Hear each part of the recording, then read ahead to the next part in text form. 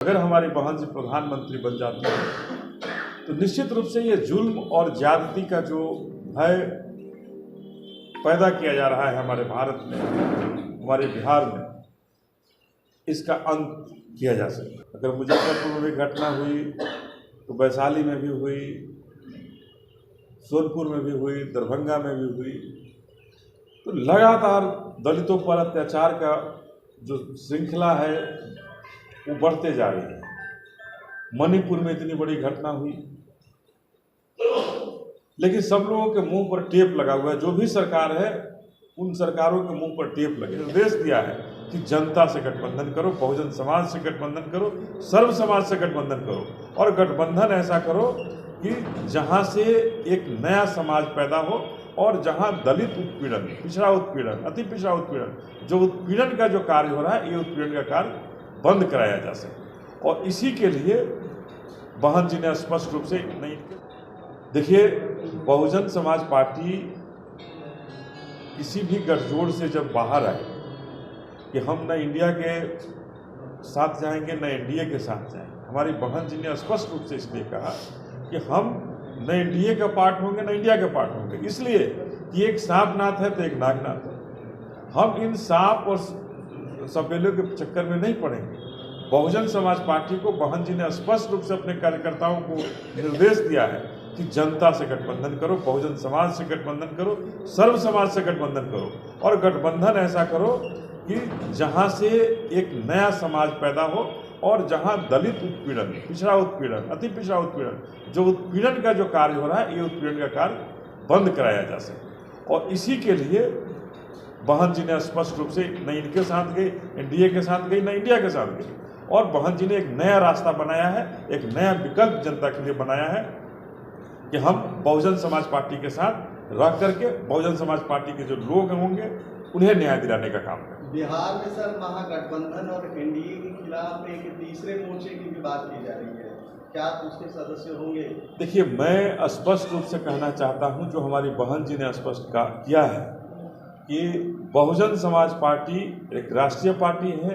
किसी भी क्षेत्रीय दल के साथ जाने की तभी कवायद हो सकती है जब वो हमारे साथ, हमारे बताए हुए मार्ग पर, बहन जी ने जो बताया हमारे, उस पर चलने का सोच सके।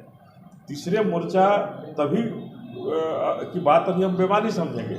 अभी बहुजन समाज पार्टी पूरे भारत में अकेले चुनाव लड़ने की सोच रखती है और आगे अकेले चुनाव लड़ना के लिए तैयारी कर रही है। आगे बढ़े, बाहर पढ़ने गए और भारत का सुंदर संविधान लिखने का कार्य किया। तो आज हम सभी बहुजन समाज पार्टी कार्यालय में छत्रपति साहू जी महाराज का जयंती मना रहे हैं, आरक्षण दिवस मना रहे हैं, और इसी आरक्षण दिवस के उपलक्ष्य में जो बिहार के अंदर, भारत के अंदर जो दलितों पर, पिछड़ों पर, अति पिछड़ों पर, आदिवासियों पर जो कहर बरप रहा है सरकार के द्वारा, सरकार के सामंतवादी व्यवस्था के द्वारा, सरकार के मनुवादी व्यवस्था के द्वारा, तो हम सबों ने आरक्षण दिवस के अवसर पर बिहार के हर जिला मुख्यालय पर, प्रत्येक जिला मुख्यालय पर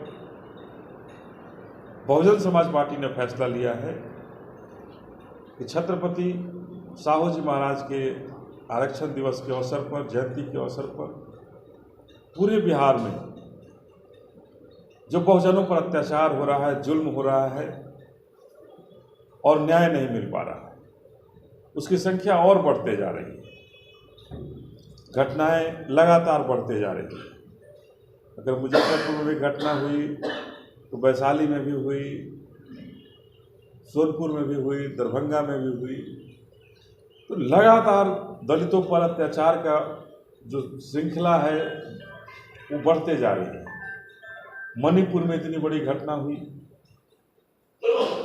लेकिन सब लोगों के मुंह पर टेप लगा हुआ है। जो भी सरकार है उन सरकारों के मुंह पर टेप लगे हुए हैं।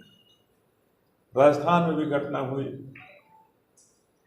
सारी सरकारें दूसरी की सरकार को देख रहे हैं, अपने यहाँ जो घटनाएं घट रही हैं उस घटनाओं से दलितों को, शोषितों को, वंचितों को न्याय दिलाने का प्रयास नहीं कर रही।